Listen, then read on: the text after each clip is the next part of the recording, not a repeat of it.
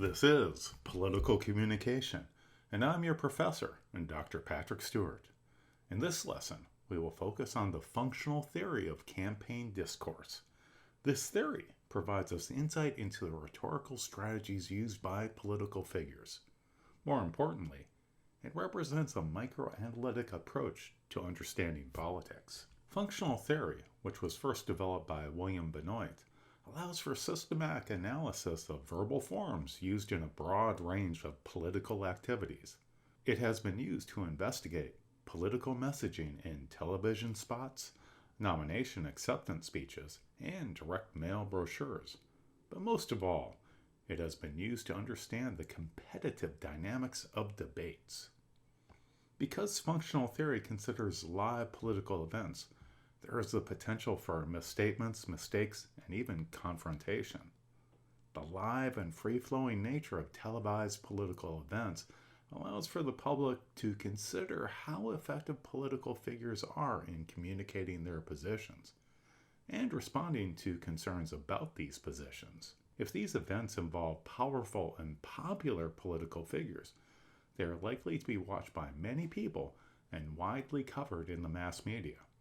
This means that these events become even more high stakes. Of the topics available to better scrutinize political figures, only two prove to be feasible. The first concerns who the political figure is in terms of their character and addresses personal qualities, leadership abilities, and ideals. The second topic for scrutiny considers what the political figures have done or plan to do when they hold political office. In other words, what policies will they carry out or prevent from being carried out? Such classic leadership traits as trustworthiness and competence, even dominance, are important for making decisions regarding potential office holders. At the same time, experience and prestige that comes with it matters. And while ideals are important, they matter more for making a decision about a public figure when that person actually upholds those values and principles through their actions. While character is personal and remains relatively constant regardless of political domain, policy arguments vary. Within two-party political systems such as the United States, and even in multi-party political systems that use proportional voting, different political parties are seen as owning different political issues. For instance, in the United States, the Republican Party is known as the Daddy Party because it has traditionally been connected with military spending and law and order campaigns, whereas the Democratic Party is known as the Mommy Party due to its focus on public welfare issues such as healthcare, education, and social insurance. Finally, the level of government is especially important for policy arguments in federal systems, with national-level candidates focusing on more symbolic issues, where state and local government officials focus on the nuts and bolts of actual governance.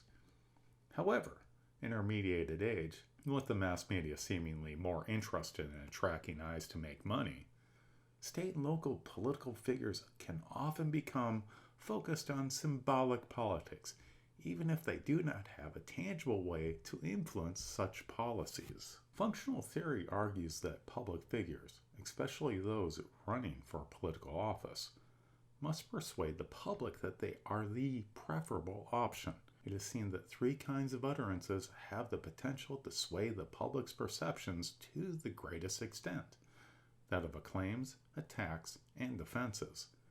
These utterance types allow viewers, especially potential followers and supporters, to carry out cost-benefit analyses, with acclaims asserting benefits, attacks illuminating weaknesses and costs, whereas defenses are used to reveal these attacks to be false or misleading. For those who follow politics, recognizing these different utterance types helps us understand the political figure's position of power, if not their overall personality type. Acclaims are used mostly by those who wish to assert their leadership abilities in a positive manner, most often to maintain their power and defend their position of power, while attacks tend to be used by those who have fallen behind or do not have the power, and as a result want the power and as a result want to point out flaws in the opposition and work to replace them.